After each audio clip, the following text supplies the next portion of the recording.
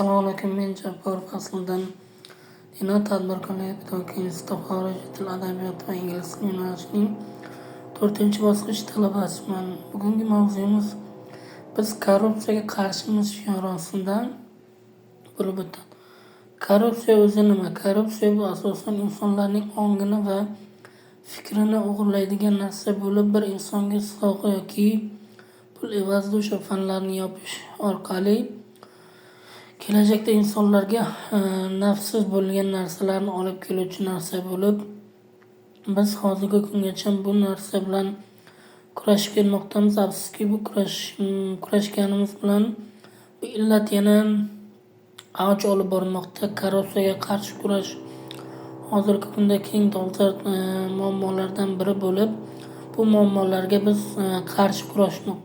Bizdan tashqari yana davlat muassasalari, davlat huquqlari ham bu narsaga jiddiy qarab kurashib kelmoqda. Korrupsiya insonlarning ongini va ruhiyatini va salbiy bilimini cheklab qo'yishga misol bo'la oladi.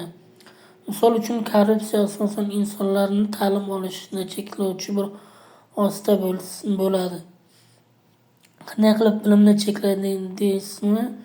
Misol uchun, biz o'qimasak, faqat baholarimizni ustozga pul yoki sovg'a orqali qo'yib boraversak, kelajakda biz o'qishni bitirgandan keyin institutga yoki boshqa joylarga hujjat topshirayotganda savol javoblardan o'tolmay qolsak, bu korrupsiya nazdida o'qishni bitirgan bo'lamiz yoki o'sha orqali biz